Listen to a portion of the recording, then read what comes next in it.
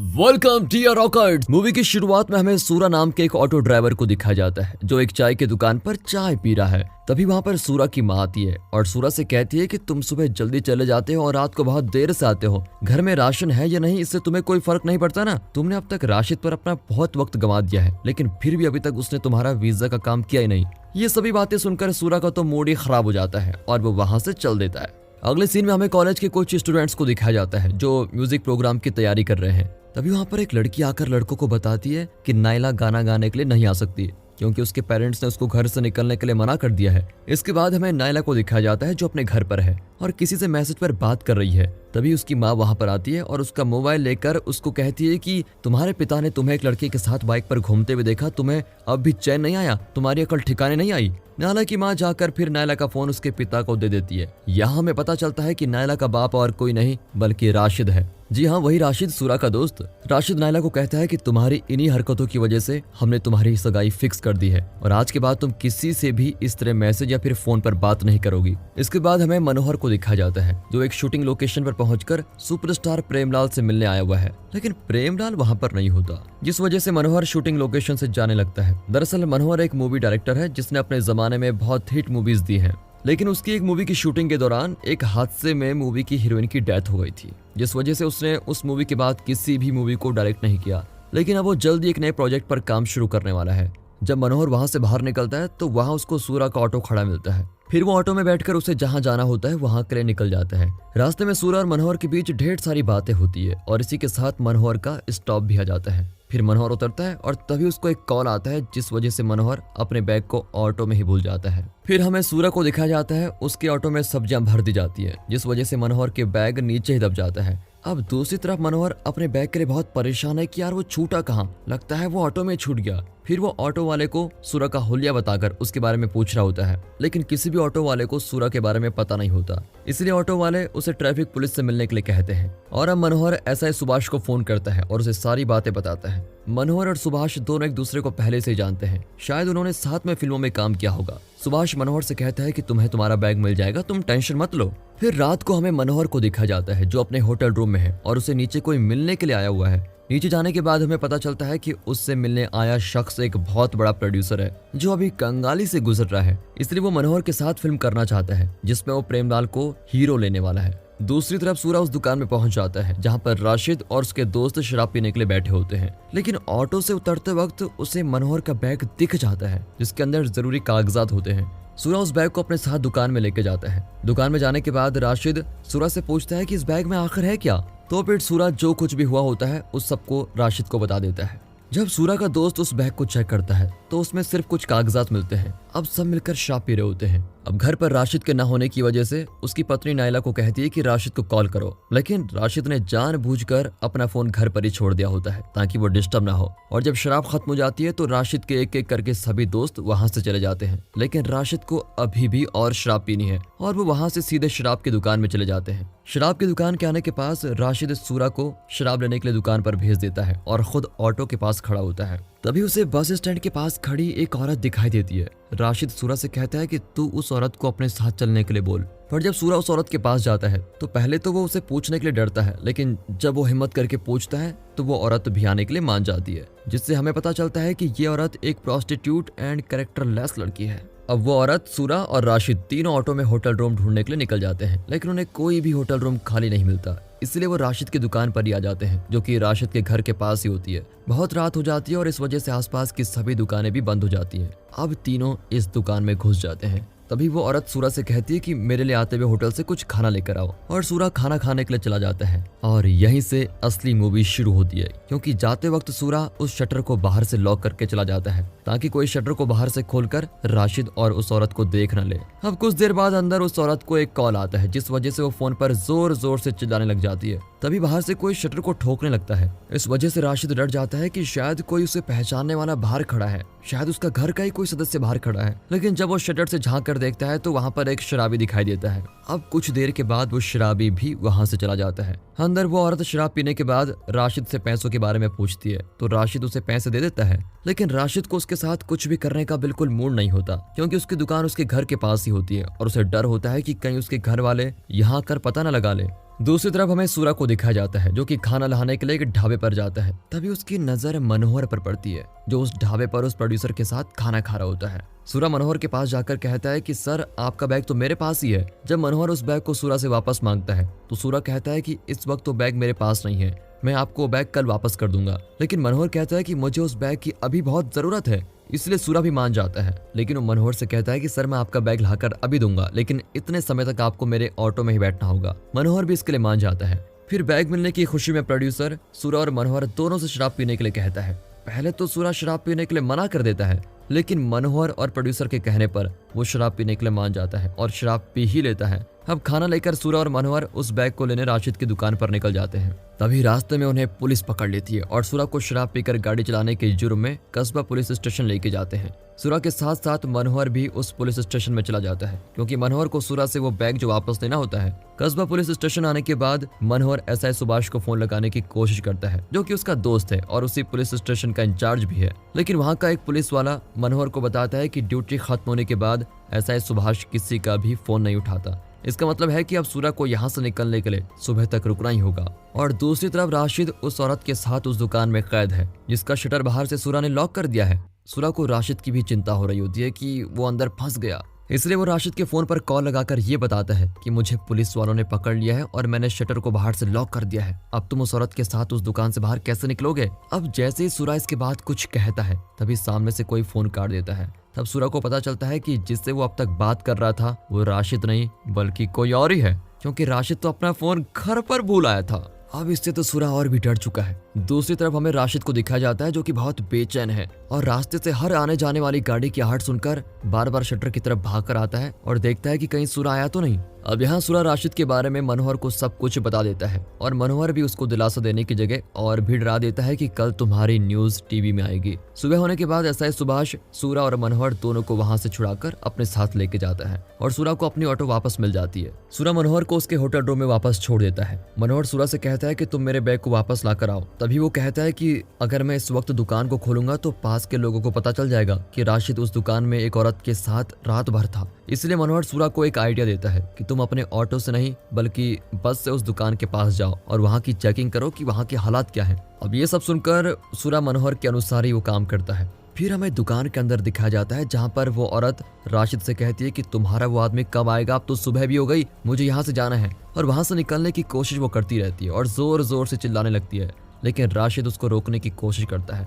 इसी बीच उनमें हाथापाई भी शुरू हो जाती है और राशिद हाथापाई में उस औरत का सर एक दीवार पर टकरा देता है। फिर हमें सूरा को दिखाया जाता है जो बस से राशिद की दुकान पर चेक करने आ गया है। तभी उसे राशिद की दुकान के सामने भीड़ नजर आती है, इसलिए वो बस से उतरता ही नहीं और डरकर उसी बस में बैठकर वहां से निकल जाता है। थोड़ी देर बाद हमें पता चलता है कि वो भीड़ दरअसल एक लड़की के रोने की वजह से वहां पर इकट्ठा हुई थी, क्योंकि उस लड़की के पैर से खून बह रहा था। तभी राशिद के घर पर पेंट करने वाले एक पेंटर की नजर राशिद की दुकान से बाहर आने वाले उस लाल पेंट पर पड़ती है जो उस लड़की के पैर पर लगा था। वो शख्स कहता है कि इसके पैर से कोई खून नहीं निकल रहा है बल्कि राशिद की दुकान से निकला हुआ पेंट लगा हुआ है। अब अंदर चेक करने के लिए एक साथी पेंटर को ऊपर खिड़की से दुकान के अंदर झांक कर देखने के लिए कहता है, लेकिन अंदर तो राशिद है जिसने उस औरत को बांध कर रखा है ताकि वो हिल न सके और ना ही चिल्ला सके। जब राशिद को पता चलता है कि पेंटर ऊपर से झांक कर देखने वाला है तो वो उस औरत को लेकर एक दीवार की साइड करके छुप जाता है जिससे वो उनको देख ना पाए। इसलिए उस पेंटर को राशिद नहीं दिखाई देता। बहने वाले कलर के डब्बे को सीधा रखने के लिए पेंटर उस शटर की चाबी राशिद के घर से लेकर आता है और उस शटर को खोलने की कोशिश करता है। अब यहाँ अंदर राशिद पसीना पसीना होकर रोने लगता है, मानो वो जैसे अपनी आंखों के सामने अपने परिवार और अपने घर को बिखरते हुए देख रहा हो। लेकिन काफी कोशिश करने के बावजूद भी पेंटर उस लॉक को खोल नहीं पाता, इसलिए वो उस शटर को खोलने का प्लान कैंसिल कर देते हैं। इस तरह दोपहर हो जाती है। तभी उसकी नजर उस औरत पर पड़ती है जो बंधे हुए हालत में होने के बावजूद भी अपने पैर से मोबाइल को अपनी तरफ खींचकर कॉल लगाने की कोशिश करने लग जाती है। तभी राशिद उसके पास आता है और अपने पास मौजूद सभी पैसे और अपनी गाड़ी और सोने की अंगूठी, सब कीमती चीजें उस औरत को दे देता है और उस औरत को आजाद कर देता है, क्योंकि राशिद कोई बुरा आदमी नहीं है। उसने उस औरत को सिर्फ इसलिए बांध कर रखा था ताकि वो हल्ला ना मचाए और उसकी इज्जत बरकरार रहे। राशिद उसको सारी हकीकत बता देता है कि आखिर वो इस दुकान में इतना क्यों डर रहा है और बाहर जाने के लिए मना क्यों कर रहा है। राशिद उस औरत को अपना घर भी दिखाता है। वो भी राशिद की मजबूरी को फिर समझ जाती है और राशिद को बताती है कि तुम घबराओ मत, जब तक तुम्हारा दोस्त नहीं आता तब तक मैं नहीं जाऊंगी। तुम कुछ देर पहले अपनी बेटे के बारे में कुछ बात कर रहे थे, तुम उसकी शादी कर रहे हो क्या? पहले तो तुम उसको ठीक से पढ़ाओ, अगर मैं पढ़ी होती तो आज मुझे ये काम नहीं करना पड़ता। अगर तुम उसे पढ़ाओगे तो वो भविष्य में अपने पैरों पर खड़ी हो सकती है। दूसरी तरफ हम मनोहर को देखते हैं जो एक प्रोड्यूसर से उसकी मूवी के बारे में बात कर रहा है। फिर हमें दुकान के अंदर उस औरत को दिखाया जाता है जो राशिद के साथ अंदर थी। उसको मनोहर का वो बैग मिल जाता है जिसमें उसने स्क्रिप्ट लिखी होती है। फिर वो औरत स्क्रिप्ट को पढ़ने लग जाती है। अब धीरे धीरे शाम होती है और शाम से रात। अब राशिद के सभी दोस्त फिर से दुकान के सामने आकर बैठ जाते हैं, लेकिन इस वक्त उनके साथ राशिद नहीं होता क्योंकि राशिद तो अंदर दुकान में है। तभी राशिद उन सभी की बातों को सुनता है जो उसके बारे में कह रहे होते हैं कि वो तो ठग कर लोगों से पैसे कमाता है। उसके बारे में बहुत भला बुरा कहते हैं। एक दोस्त राशिद के घर उस दुकान की चाबी लेने के लिए जाता है, लेकिन वो उसके घर की चाबी लेने के बजाय बाथरूम की खिड़की से झांक कर देखने लगता है और अंदर से राशिद ये सब कुछ देख रहा होता है लेकिन कुछ कर नहीं सकता। कुछ देर बाद राशिद के फ्रेंड्स चले जाते हैं। रात होने की वजह से आसपास की सभी दुकानें बंद हो जाती है। वो औरत राशिद को दुकान खोलने की कोशिश करने के लिए कहती है और दोनों मिलकर उस दुकान को खोलने की कोशिश करते हैं, लेकिन फिर भी उनसे वो दुकान नहीं खुलती। फिर हमें सूरा को दिखाया जाता है जो मनोहर के पास आया है और उससे पूछता है कि अब मुझे क्या करना चाहिए। मनोहर सूरा को बताता है कि क्या तुमने अभी तक दुकान को नहीं खोला? तो सूरा मनोहर को कहता है कि अभी तक आसपास की दुकानें बंद ही नहीं हुई होंगी, इसलिए मैं वहां पर गया नहीं।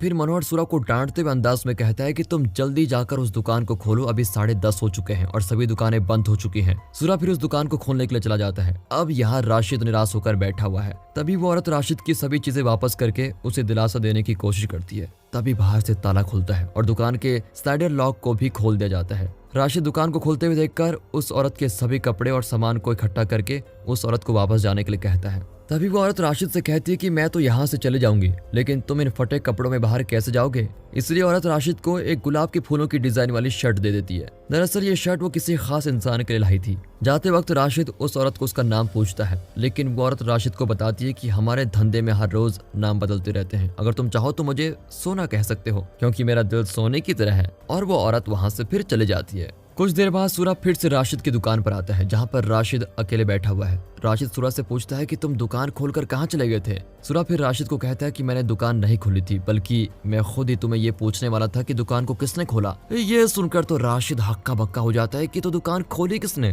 तभी सूरा राशिद को बताता है कि मुझसे गलती से तुम्हारे घर पर फोन लग गया था जिसमें मैंने ये बता दिया कि तुम इस दुकान में बंद हो, क्योंकि रात को मुझे पुलिस वालों ने पकड़ लिया था और दुकान की दूसरी चाबी तुम्हारे घर पर ही थी। कहीं राशिद के घर वालों ने दुकान तो नहीं खोली? ये सुनकर राशिद के तो मानो हालत खराब हो जाती है। इसके बाद राशिद अपने घर पर जाता है। फिर वो अपने परिवार वालों से बात करने की कोशिश करता है, लेकिन उससे कोई बात करने के लिए तैयार नहीं होता। राशिद की बीवी उससे गुस्सा होकर अपने कमरे में चली जाती है और राशिद की बेटी उससे कहती है कि मुझे तो तुम्हें अपना पिता कहने में शर्म आती है, तुमने कितना घिनौना काम किया है। तभी हमें पता चलता है कि ये सब एक्चुअली में हुआ ही नहीं, बल्कि राशिद इमेजिन कर रहा है। तभी सूरा राशिद को बताता है कि एक शख्स तुम्हारी इस सिचुएशन में मदद कर सकता है और सूरा उस बैग को और राशिद को लेकर मनोहर के पास चला जाता है। सूरा मनोहर को बैग वापस देता है और उससे जो कुछ भी हुआ वो सब सच बता देता है। अब मनोहर सूरा से कहता है कि अब जो कुछ भी होगा राशिद को उसे खुद ही संभालना होगा और इसके बाद सूरा और राशिद चले जाते हैं। फिर राशिद अपने घर जाता है जहां राशिद की पत्नी उससे नाराज होती है और कहती है कि आप मुंह हाथ धो लीजिए, मैं खाना लेके आती हूँ। अगर आपको घर पर नहीं आना था तो आप कम से कम मुझे बता कर तो चले जाते।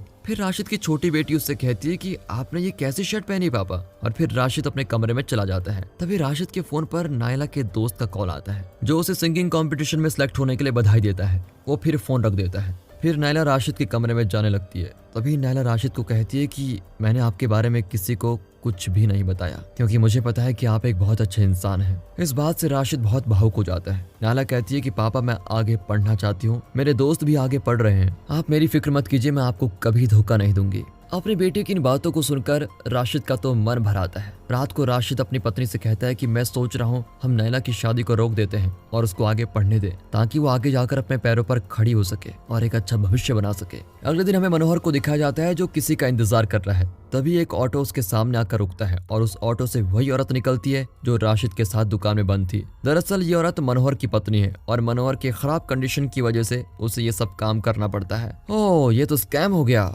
वो औरत मनोहर को कुछ पैसे देती है जो कि मनोहर ने उससे मांगे थे। हालांकि मनोहर को उन पैसों को मांगने की बिल्कुल भी इच्छा नहीं होती, मजबूरन उसे मांगने ही पड़ते हैं और वो औरत भी उन पैसों को अपने पति को दे देती है। फिर मनोहर उससे कहता है कि ऑटो में मेरा बैग खो गया था जिसमें स्क्रिप्ट थी, मुझे मेरा बैग तो मिल गया लेकिन उसकी स्क्रिप्ट गायब है। तब वो औरत मनोहर को अपने पास मौजूद वो स्क्रिप्ट देती है जो कि असल में मनोहर ने ही लिखी थी, लेकिन ये बात उस औरत को नहीं पता थी। साथ ही वो औरत मनोहर को बताती है कि मैंने तुम्हारे लिए एक शर्ट खरीदी थी, लेकिन मुझे मजबूरन उस शर्ट को किसी को देना पड़ा। अब अपनी स्क्रिप्ट को वापस देखने के साथ ही अपनी शर्ट के बारे में बताने के बाद मनोहर समझ चुका था कि राशिद के साथ रात में जो औरत थी वो यही थी। अब उस सब के बारे में सुनकर मनोहर कहता है कि क्या उस शर्ट पर गुलाब के भी फूल थे? तो वो औरत मनोहर को बताती है कि हाँ ये सच है कि उस शर्ट पर गुलाब के फूल थे, लेकिन मैंने उसे सिर्फ गुलाब के फूल वाली शर्ट ही दी, गुलाब नहीं दिया। फिर वो औरत मनोहर को उस स्क्रिप्ट पर फिल्म बनाने के लिए कहती है, लेकिन मनोहर कहता है कि मुझे मेरी स्क्रिप्ट तो मिल गई, लेकिन अब मैं दूसरी कहानी पर फिल्म बनाऊंगा जिसका नाम होगा शटर।